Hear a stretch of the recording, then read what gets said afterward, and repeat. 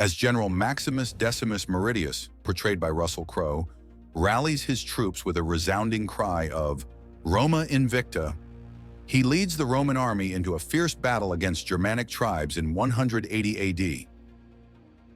His strategic brilliance and unwavering courage culminate in a decisive victory, bringing an end to a long and grueling war.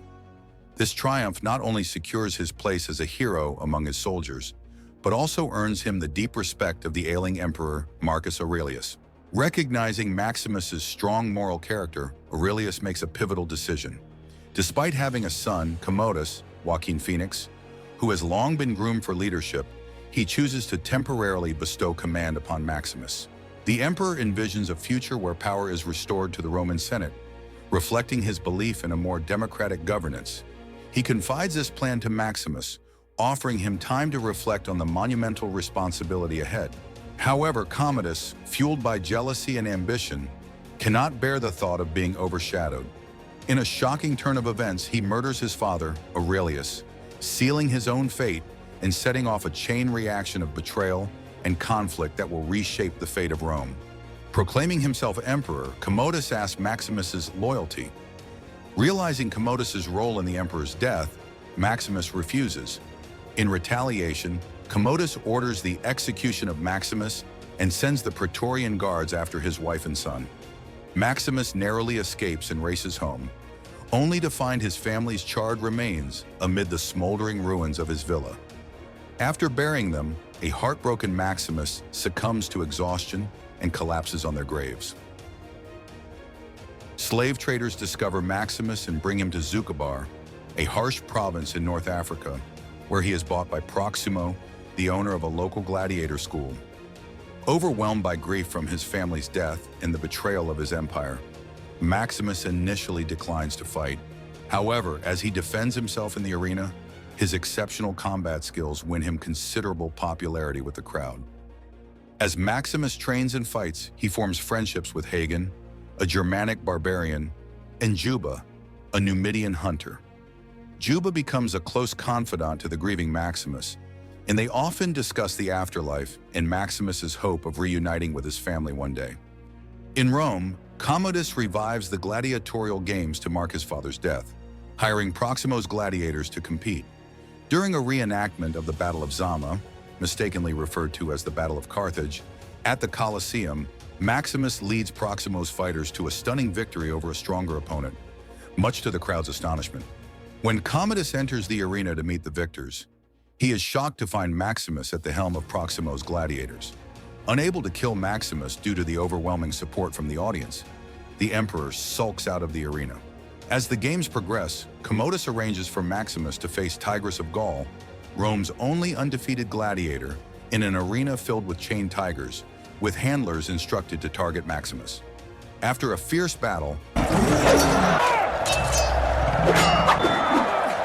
Maximus narrowly defeats Tigris and waits for Commodus to decide his fate. When Commodus votes for Tigris's death, Maximus spares him, intentionally provoking the emperor and winning the crowd's approval.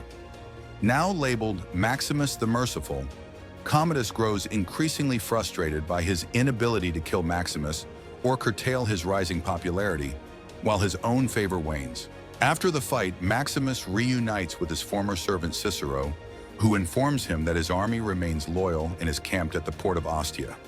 Maximus collaborates with Lucilla, Commodus's sister, and Senator Gracchus to devise a plan to reunite with his army and overthrow Commodus.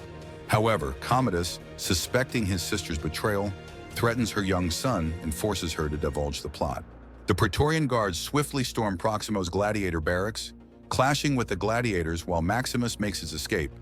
In the chaos, Hagen and Proximo are killed, and Juba, along with the other survivors, are imprisoned. Maximus reaches the city walls only to witness Cicero's death and find himself ambushed by a legion of Praetorian Guards. Determined that legends born in the Coliseum must meet their end there, Commodus personally challenges Maximus to a duel in front of a cheering crowd.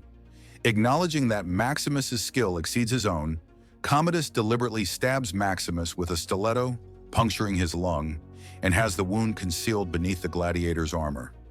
In the arena, they trade blows until Maximus disarms Commodus, ripping the sword from his hands. When Commodus asks his guards for a weapon, they betray him and refuse to provide any assistance.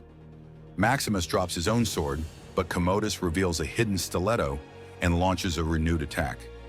Maximus then beats Commodus into submission and kills him with his own stiletto.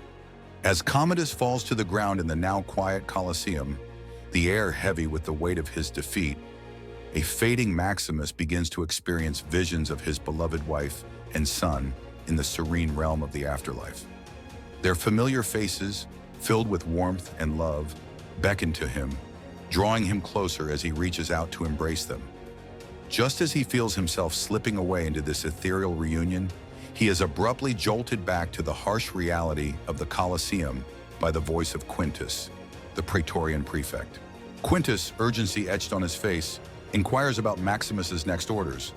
With a newfound resolve, Maximus instructs him to release Proximo's gladiators, ensuring their freedom and safety. He then turns his attention to Senator Gracchus, whom he reinstates, commanding him to restore Rome to a government led by the Senate, envisioning a future where power is returned to the hands of the people rather than the tyranny of a single ruler. The vision of a revitalized Rome ignites a spark of hope within him, even as he feels the pull of his own impending fate. Maximus collapses to the ground, his strength finally giving out, and Lucilla rushes to his side, panic in her eyes. She kneels beside him, her heart racing, but he reassures her with a faint smile, letting her know that her son is safe and that Commodus has been defeated. As those words sink in, a sense of peace washes over him. In that moment of calm, he feels himself drifting away. Meanwhile, Senator Gracchus and Proximo's gladiators gather to honor the fallen hero, carefully lifting Maximus's lifeless body and carrying him out of the Coliseum, a symbol of hope for the future of Rome. That night, beneath the starry sky, a newly freed Juba finds a quiet spot in the Coliseum to pay his respects. He kneels down and buries the two small statues of Maximus's wife and son, a poignant tribute to the love that fueled Maximus's courage. With a heavy heart, Juba speaks softly, acknowledging that he too will one day join them in the afterlife. But for now, his journey continues, inspired by Maximus's legacy and the promise of freedom for Rome. Thank you for watching. Please like and subscribe for more film caps.